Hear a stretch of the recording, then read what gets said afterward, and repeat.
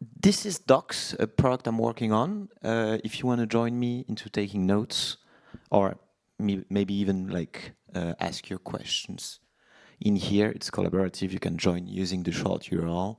If we don't have time for questions, I will just reply inside the document. So, vast topic. Just a little introduction about who I am as it serves on why I'm making this talk. So I'm a product manager, only working mainly on open source stuff for 10 years. I'm a rare breed. Not many product managers, fortunately, in the open source world, but I hope that there'll be more in the future. And for most of my time, I worked on 80% of my time on two successful open source projects that were initiated by public institutions. They were Decidim and Docs, and I'll tell you a little bit more about them. I also co-founded a company that's called Open Source Politics, which was an integrator of Decidim. And now I'm mostly working as an independent product manager for the Decidim, which is like the interministerial digital agency of the French government. So Deci what? The Decidim means like we decide in Catalan. It was started by the city of Barcelona, and it does cool stuff like having citizens participate in public debate and trying to make co-decisions with different ways, like call for proposals, petitions, participatory budgeting, stuff like that. I just put a few examples of cool stuff that happened on the Decidim. This was a law that was discussed for a financial aid for handicapped people to decorrelate it from if they marry or not, so that they don't become too codependent on their partner, which was discussed at the Senate, sent to the National Assembly. For political reasons, it was kind of strapped off of the main interesting arguments, and then it was re-implemented again in the second Macron mandate.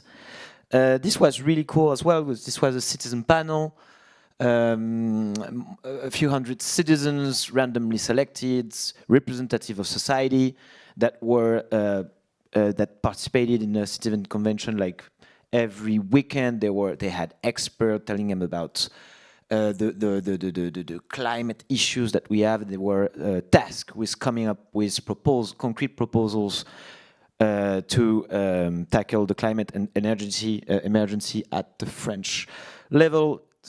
Huge success, really interesting proposals. Few of them implemented, but lack of political will to, and also kind of like, they said they were going to take everything and they just took bits. So that was a bit disappointing. This is like a massive process from Europe about the future of Europe. Also panels, everyone from Europe allowed to participate in all languages and everything translated real time. So Decidim, you can do cool stuff with Decidim, and you get the idea of what you can do with it.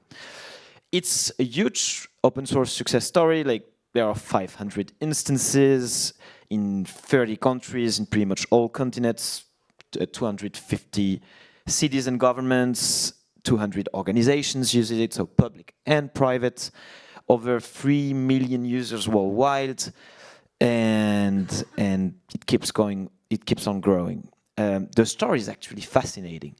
So Decidim was started by the city of Barcelona, and the city of Barcelona was elected a citizens-led lists of people who didn't come from political parties, rather from grassroots movement around housing and different subjects that were pressing at the moment.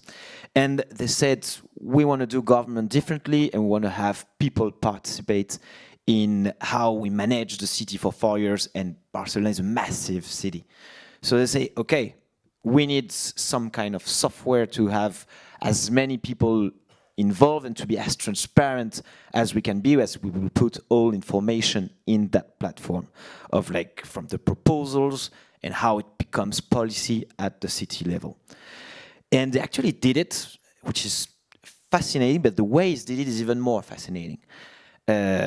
So a bunch of the people who went into the city with the citizen movement were free software hackers, and they say, okay, we'll do this thing open source. We are not just interested in making this in Barcelona, we're interested in doing it for a bunch of Catalan cities around, and maybe even further. So we are going to make it like super reusable, super extensible, so people can hack on top of it.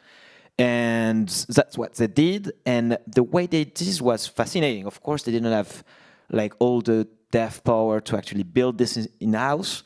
But they say, okay, if we put a public tender of like 3 million euros to build this thing, and we don't slice it into sub-parts, well, eventually it will be like a huge contractor will win, like Accenture and the guys we all know. So they did, okay, we have some kind of like a small business act in Catalonia. Why not use it and say like make lots, one for backend, one for front end, one for design, one for infrastructure, one for open source community animation. And that's what they did. So a tender was not more than maybe 300,000 euros. So who won? Local Catalan SMEs. And guess who are the life of the open source ecosystem? SMEs. They are the ones organizing the conferences. They are the ones contributing to the project. So it was super interesting, and it was all a bunch of people who were pretty aligned on open source, who were invested in their community, so they help spread the project around. So that was also fascinating, because with smart public contracting, you can actually build a community from the ground up by saying, hey guys, you need to cooperate. Everything will be open source, everyone will be watching you, so you have a community of people collaborating to build a piece of software, and that went actually pretty great. It went so great, the project was so reusable, that eventually people outside of Catalonia started to notice. People like me, I have the advantage of speaking Spanish, but in 2016 we were two strangers coming to their local conference, one from Finland and me from France. And now if you go to Decidim Fests, it's brilliant. There are people from 30 countries and plus. It's a super mix of Catalans, Spanish, Finland, people from Finland, from Switzerland, Austria, even coming from Japan. It's not even only European. So it was really interesting, and because people were able to reuse a quality project that was adaptable for, you know, selling it to a client, hosting it for your own purpose. It was not hard to put your own colors, your own logo. Well, it spread, and it's you see the number, it's spread a bit like wildfire. And now I asked the product owner, like, what are the stats now regarding businesses building on top of Decidim? And you have 25 companies building on top of Decidim, among which 11 are official partners. And that's interesting as well. What does it mean to be an official partner of Decidim?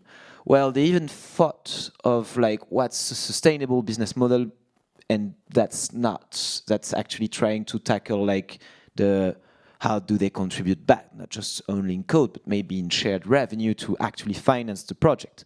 So these guys, 11, they are contributing 3% of their annual revenue back to the association with maintaining the project.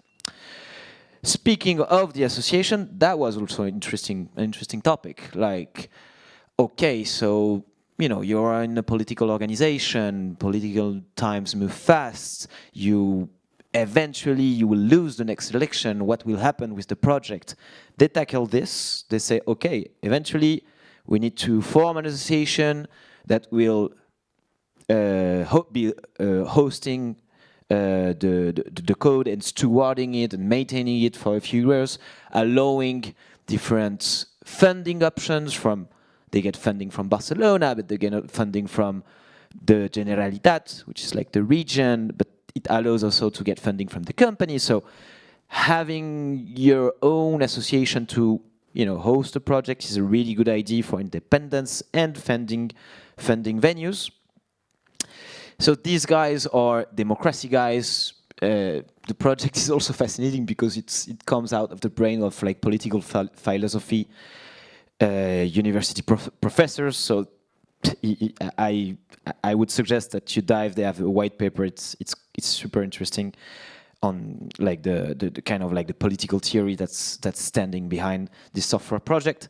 But they also thought of like the internal governance. So to do that, they have like their own instance of Decidim. It's called meta.decidim.org. And in there, you can like participate to define internal regulation, to participate in the roadmap. So you can go pretty far into like what it means to participate in project. You can just like, hey, this is my feature, this is what I want. And you can say, hey, I want to become more involved and help shape how the organization works. I've talked about that. And also, as I said, like one of the strengths of Decidim is that they knew they wanted people to hack on top, so there is like a community building modules on top of this. And of course, integrators build modules for their client needs. Some of these modules are shared across different companies. And these guys like formed an alliance that's called DICE. Don't remember exactly what it means in terms of letters. I think Pauline, which is in the back, curly hair, blonde, works at XWiki, can tell you more about it. She was the one starting it. And well, all that is fascinating, and I'm running out of time. So I will go into like, well, what am I doing now? I work at Decidim, and at Decidim, we've been tasked with like shadow IT.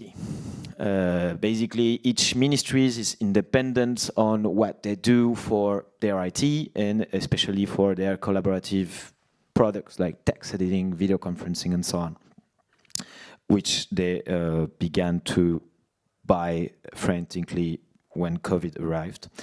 And they started realizing that there is, I don't remember the stats, I should get it, you can ask it in the question, but there is a massive amount of shadow IT inside the government. So they say, okay, how do we tackle this? And the way we tackle this is basically one of the reasons that there is shadow IT is that people can't collaborate inside the state. They can collaborate with a colleague that stands across the office, but you want to work with your colleague from another ministry. That's harder. Basically, the only way is email and phone calls. So we were tasked to build a collaborative suite that has one login button that's called ProConnect, which is kind of like France Connect, but like for public agents, and the extended public sphere, like the professionals working with public agents, so that you can hop on a dock and just collaboratively write stuff and not having the hassle of IT silos. So we have a product for text editing that you're seeing now. We have a product for video conferencing. We're working on other cool stuff. Check us out on GitHub. We are called Suite Numérique. So I talked about this. What's interesting about this is that other countries are facing the same. The issue is not new, but political times, like Nicolas said, or kind of like making the deadline closer to us in terms of like how important it is, because of like it's sketchier than before to rely on American tech for these kind of things, especially that since like it's holding our collective knowledge. So we partnered with Germany and then with Netherlands, and we started building this product. This is like we build it jointly. So we have these cool stickers with bread, Gouda, and pretzel to illustrate this European friendship. Docs is built on top of like popular open source project like Django, Next.js, React, Block.js, Hocus Pocus, and YJS. We were able to do it fast because of these guys, and especially all the work that's been doing in terms of like collaborative technology in open source improved massively in the last 10 years. So thanks to them, we have the product that we have today. Through this project, with this, we're able to sponsor the two projects we rely the most on: the text editing part that you're seeing, which is super hard, and the collaborative server with CRDDs, which is made by YJS and a guy in Germany is called Kevin Jan. Shout out to him. And we are able to finance like features that everyone needs, like exports in PDF, docx, ODT, comments, inline comments, attribution of edits, suggestions, and stuff like that, which will be inside this library and not just particular to our product. Essentially, like Docs, it's a pretty small team. We built this in 9 to 10 months, started in like July last year. We are like 2 full-time, so 1 front dev, 1 PM, and 3 part-time back and front and design. We just like jump around projects. And we were able to do it fast because Docs is essentially a wrapper of this cool tech that you see, the real time, the editor, and we just do the writes, the UI, the login, but that's it. And that's what's so cool of like with these technologies. You can just reuse the libraries or even hack on top of Docs. Block Notes is a cool project because you can even like make custom blocks. So all these things is a bit like Notion. You have blocks and you can do a bunch of things with different kind of blocks and everything. And so with this idea, we say, okay, let's see what kind of hacker community we can gather around the project. So we organized the Hack Days like 2 weeks ago at ENS in Paris, and we're really amazed by the response, like 258 hackers from 17 countries. Some people even came from Brazil, which was amazing. And they build like really cool stuff. If you tap HackDevs in your browser, you'll find it. Lots of projects on Docs, actually. We have also a small community of reusers, like the French presidency uses Docs, not even connected to the internet. The Netherlands OSPO is hosting it. Of course, Docs is part of OpenDesk from Zendesk. It's one of it's the product that they propose when they offer OpenDesk. Integrators are joining the party. So in France, we have a bunch of, we have an SME that's called Indie Hosters, who is hosting a SaaS for it. Autonomic in the UK recently, Mosaic Cloud in the Netherlands. We have cloud providers in France who are started to propose one-click install for the product. So Clever Cloud announced it. There will be soon other people joining. We are encouraging our public counterparts to invest in the libraries that we use. So ANCT, kind of like the local, a government organization, who is investing in like a specific feature that will allow to toggle down and up a block. And well, this is kind of my conclusion. It's like, how do you turn an OSS project into a digital common? Well, this is like a proposal recipe, and like all recipe, it's meant to be adapted. But for me, at least from what I've seen, is like you start by reusing, then you contribute, and then you take part in the governance. It's not different from a public project. It's just weird. We haven't been used to seeing public, successful public open source project, but they exist. And I mean, why not? I mean, from a public institution point of view, you are not truly sovereign until you are autonomous with your infrastructure, if you understand the code that you're running, if you have an influence in the roadmap of the tools that you're using. So being an editor on some part of your stack, it's not that crazy, in my opinion. Also, I'm sure you're aware, the license model is getting harder to contract in the public sector because the budgets are way tighter than before, at least in France. And it's interesting to explore alternative models. Like of course, this is experimental, might not work for every use case, but you know, like public organizations as software editors, community builders, library sponsors, and businesses as reusers and contributors. I mean, it worked for Decidim, it might work for Docs, could work for other use cases. There is, of course, tons of stuff to think through, like how do you enhance reusability, how do you build a shared governance with your contributors, how do you ensure long-term sustainability, does the project needs to stay inside the government? lots of questions, and happy to talk and figure all of this out with people who want to talk about this. And also a news that's private until like 3 today, but docs made it into the DPG, the Digital Public Good Alliance Registry, which is a registry that's maintained by the US. Clément, do not post that until 4 p.m., please. And this is pretty cool. If you have an open source project, it's pretty easy to live up to the standard that they're asking if you're doing open source. So I encourage you to register your project there. There are not too many, and I think there is a lot of tech around here that would deserve to make into the registry. And thanks a lot.